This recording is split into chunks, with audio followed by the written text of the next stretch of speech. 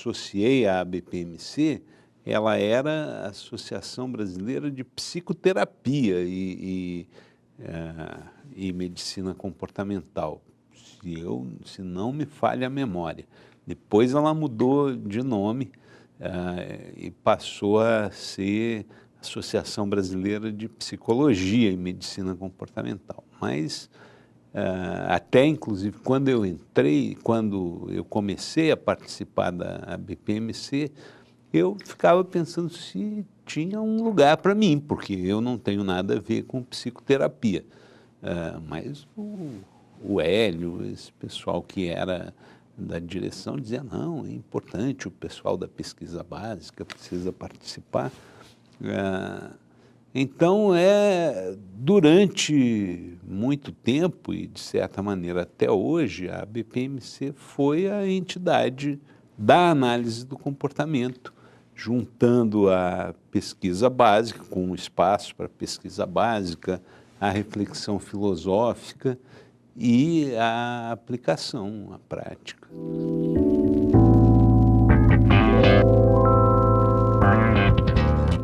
Minha primeira BPMC e o meu papel nela, eu não vou lembrar exatamente, foi a segunda ou a terceira,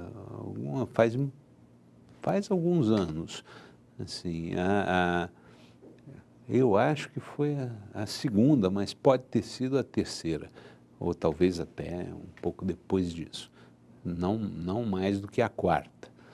Eu fui convidado para fazer uma apresentação, falar alguma coisa. Não lembro o que foi, porque já faz um certo tempo. E aí, depois disso, eu vim a quase todas, perdi poucas.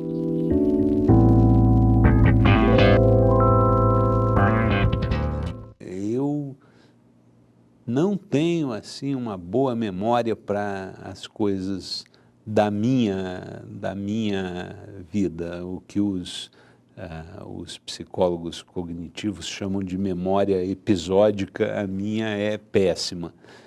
Eu lembro, assim, de ter vindo a quase todas, lembro de muitos momentos fora do Congresso, na parte mais importante do Congresso, que é quando a gente conversa com as pessoas numa mesa, num jantar, ou com uma cerveja, ou uma coisa assim, eu lembro bastante de conversas assim, com muita gente. Então, isso... Mas nada assim que eu diga, bom, isso foi mais marcante do que aquilo. Lembro de muitas coisas legais assim que, principalmente, por alguma razão, eu me lembro mais de coisas que eu apresentei. Várias coisas novas assim para a minha pesquisa, meu grupo de pesquisa e tal, eu trouxe para a BPMC. Era uma coisa, inclusive, eu sempre achava legal a BPMC porque tinha menos regras, tinha menos... a gente tinha, e tem ainda, em grande medida, liberdade para propor uma coisa nova, envolver os alunos era uma coisa que eu sempre tentava fazer, fazer atividades junto com os alunos. A BPMC sempre foi muito receptiva para isso. Então, eu lembro assim, de que muitas coisas novas para o nosso laboratório, o nosso grupo de pesquisa, eu comecei a apresentar aqui na BPMC, que o pessoal aceitava melhor coisas mais assim, novas, e muitas dessas muitas ideias novas assim, de coisas que eu passei a pesquisar mais sistematicamente, surgiram aqui.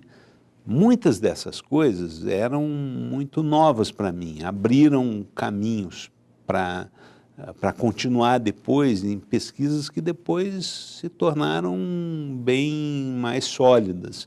Então, eu sempre me senti à vontade de trazer para a BPMC as coisas que estavam começando, que eu achava que podia apostar e que iam dar coisas legais no futuro, e muitas delas deram mesmo.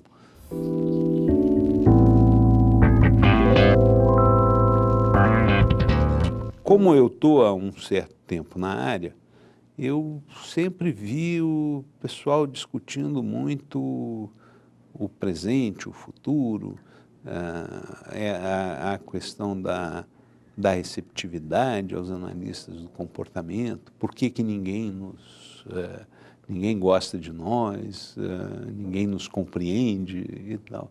E, em geral, eu não gosto muito dessa linha de raciocínio. Eu penso assim, a análise do comportamento é polêmica, é uma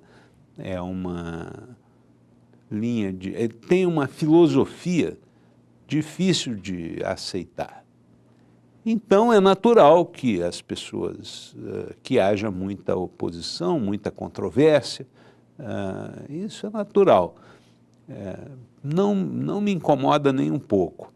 E eu sempre penso assim, eu não acho que... eu nunca me interessei em fazer propaganda da análise do comportamento ou qualquer coisa assim. O que eu acho que, no meu caso, que eu trabalho com pesquisa básica, o que eu acho que é importante é fazer a pesquisa. E, inclusive, ao fazer pesquisa, claro, a gente tem uma orientação teórica, tem pressupostos, né, mas tem que estar aberto também para o que a pesquisa mostra. Senão a gente fica com o que... a gente fica muito já predisposto em relação ao que teria que encontrar e, às vezes, deixa de encontrar as coisas importantes que a pesquisa poderia mostrar para a gente. Então, eu acho isso. Eu acho que a gente tem que fazer pesquisa. Quem trabalha com pesquisa, quem trabalha com aplicação tem que aplicar, e isso por si é que tem que convencer, se for o caso, de que a análise do comportamento tem importância. E, na verdade, é isso que tem convencido que a análise do comportamento tem importância. As pessoas podem... hoje, as pessoas podem não gostar da análise do comportamento, continuar não gostando, continuar achando que as afirmações do Skinner, por exemplo, sobre não existir um eu iniciador, isso é difícil das pessoas aceitarem. O pessoal pode ter resistência a isso, mas vê também que as pessoas com autismo, elas melhoram muito, é a única forma de fazer com que elas melhorem. Isso faz convencer, não a gente tentar dizer, mas o Skinner, coitadinho, então... não, tudo bem, não gosta do Skinner, não goste. Tem razões para não gostar. Se eu não fosse analista do comportamento e alguém viesse me dizer, não existe um eu iniciador, essa ideia de que você é livre para se comportar, que você escolhe como o que você vai fazer, que você que você tem uma certa autonomia, isso é ilusão.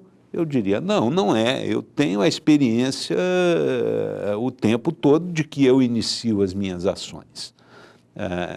Então, como eu conheço os argumentos do Skinner, eu sei que essa é uma visão filosoficamente muito interessante, com implicações muito interessantes para uma filosofia e ciência da psicologia, mas eu acho que é normal que as pessoas não aceitem. Eu não aceitaria se não tivesse essa experiência.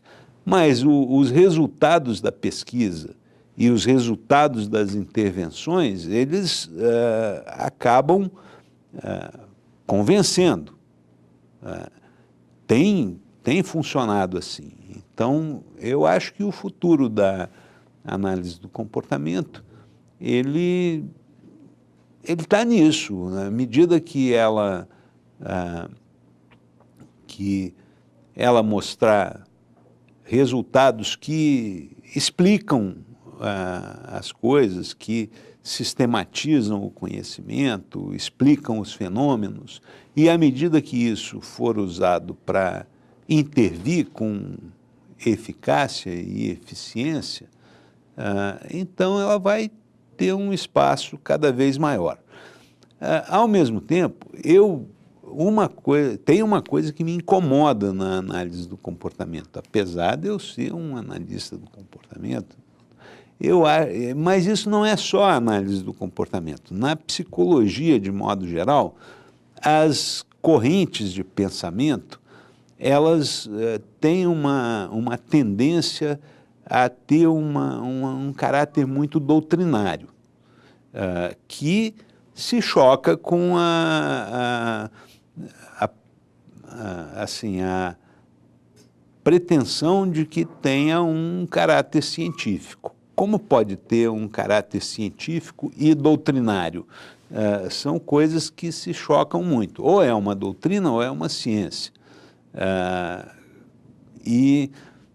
Uma doutrina, eu falo uma doutrina meio religiosa, assim, e eu acho que as correntes de pensamento psicológico, elas resvalam muito para esse pensamento religioso, doutrinário, às vezes até fundamentalista, e a análise do comportamento não está livre disso. E essa é uma coisa que me incomoda, porque eu acho que o futuro da análise do comportamento deveria ser um futuro de ser cada vez mais científica. E se for, como acontece com as propostas científicas, as formulações científicas, ela vai mudar. Se daqui a 100, 200 anos, vamos por 100 anos, se daqui a 100 anos a análise do comportamento for como é hoje, significa que ela terá fracassado. É o que acontece com correntes que não são científicas.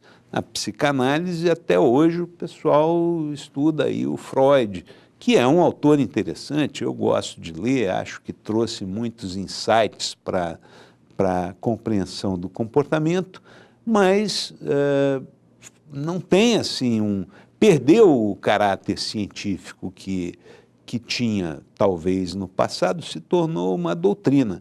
Eu espero que não aconteça isso com a análise do comportamento, que daqui a 50 anos a gente já tenha superado muitos dos conceitos que tem hoje e que o Skinner seja sempre lembrado como uma pessoa que teve um papel fundamental no desenvolvimento da ciência, mas que não é um profeta, não é um guru, e que, como acontece com todo cientista, muitas das noções dele vão sendo atualizadas e algumas superadas com o tempo. Então, eu espero que o futuro da análise do comportamento seja um futuro de ciência, não um futuro de doutrina, como tem tanto na psicologia.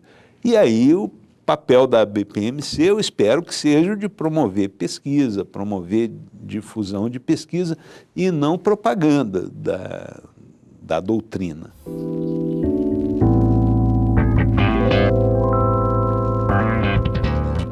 A gente aí tem uma situação em que qualquer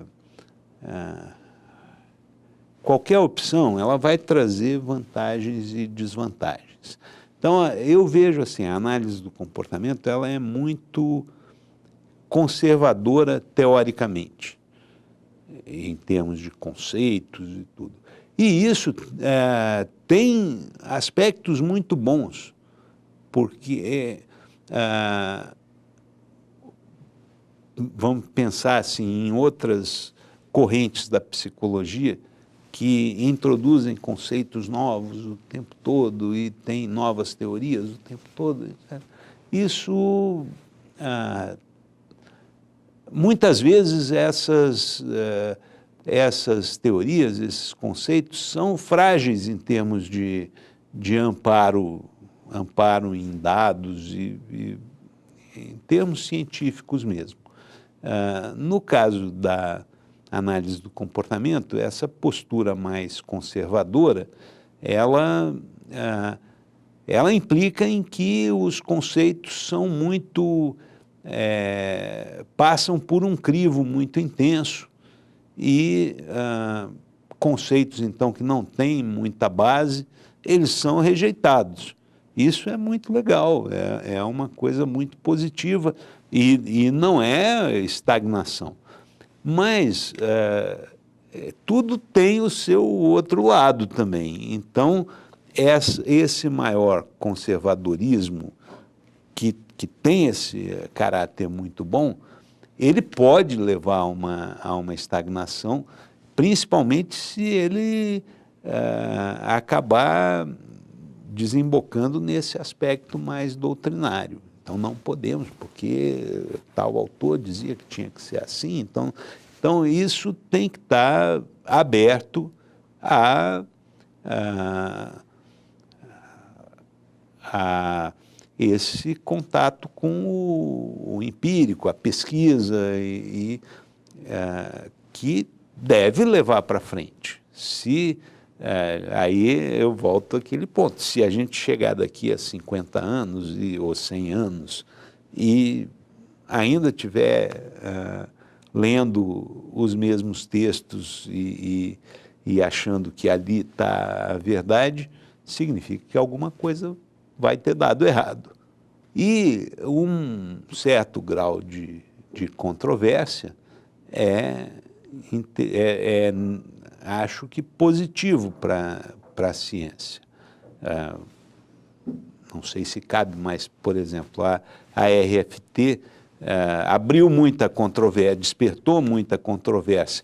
E outras noções também, outras teorias que concorrem, mas com o tempo, com a produção, a RFT é um bom exemplo, porque hoje ela tem um amparo em dados que convenceu até quem era relutante, como eu, por exemplo, que achava que não era muito procedente. Comecei a ver dados que vão mudando, que a gente precisa. Bom, isso está muito claramente demonstrado e a gente, então, precisa ir revendo alguns conceitos.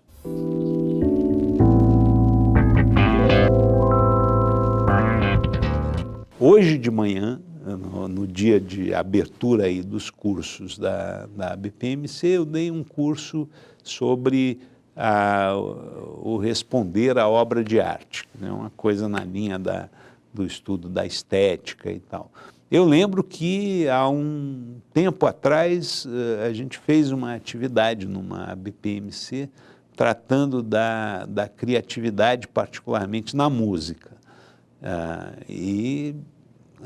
Então foi uma linha que começou aqui e está gradualmente ampliando e a gente está começando a investir nisso mais sistematicamente lá no nosso laboratório. Outra coisa que eu lembro foi uma sessão que a gente fez também com alunos sobre o estudo da mentira.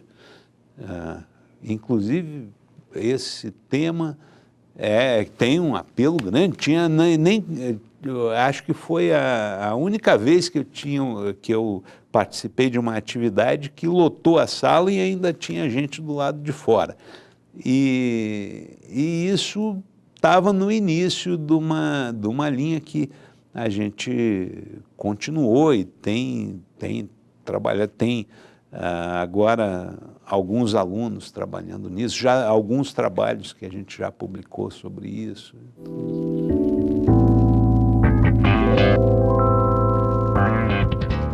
Uma coisa muito importante para quem está interessado em trabalhar com pesquisa é ter uma visão abrangente. Eu vou dar um exemplo, uma linha aqui. Quando eu comecei a pós-graduação, o mestrado, eu fiz uma disciplina, eu era bem analista do comportamento, assim, bem radical, e eu não tinha muitas opções de disciplina para fazer, eu fiz uma disciplina sobre estudo de emoções. É uma coisa que eu não estudaria nunca, mas fiz. E aí eu aprendi muitas coisas lá que eu gostei, né? Achei legal, mas eu achava, nunca vou ter nenhuma ocasião de aplicar isso. Pois não é que, agora, na pesquisa que eu faço sobre equivalência, né, eu uso exatamente o instrumento que eu aprendi a usar lá nos estudos de emoções, que é o diferencial semântico. Aprendi lá. Eu trabalho, a gente tem feito estudos usando expressões emocionais para estudar a transferência de funções entre estímulos equivalentes. Uma coisa que eu aprendi lá. Se eu não tivesse estudado essas coisas, eu jamais teria assim, feito esse tipo de pesquisa do jeito que foi feito. E esse é um exemplo assim, muito parcial, mas quanto mais coisas diferentes a gente pode trazer, por exemplo, eu insisto muito eu vejo agora que o pessoal que estuda análise do comportamento estuda o comportamento operante, contingência de 3 termos, eles falam como se o mundo fosse restrito a isso. Ninguém fala no respondente, né? Só para pegar um exemplo. Eu acho que respondentes são até mais importantes do que operantes. O Skinner nunca deixava de tocar nos respondentes também. Ele sempre deixava claro, não é só operante, é respondente. Tem muito avanço científico sobre comportamento respondente, que a gente não conhece, deveria conhecer. Então, essa visão muito focada em cima da contingência de 3 termos, comportamento operante e tal, e muitas vezes o aluno, o sujeito que está começando na pesquisa, ele quer escolher um tema e estudar só aquele tema, só o que vai ser importante para a tese dele, por exemplo. Isso eu acho uma coisa que leva a uma visão estreita. A gente tem que tentar abrir o máximo. É claro que ninguém pode conseguir saber tudo, mas uma diversificação, uma abertura, uma visão mais abrangente é fundamental. Então, essa é uma coisa que eu tento falar sempre para alunos, dizer, não, tem que abrir a visão.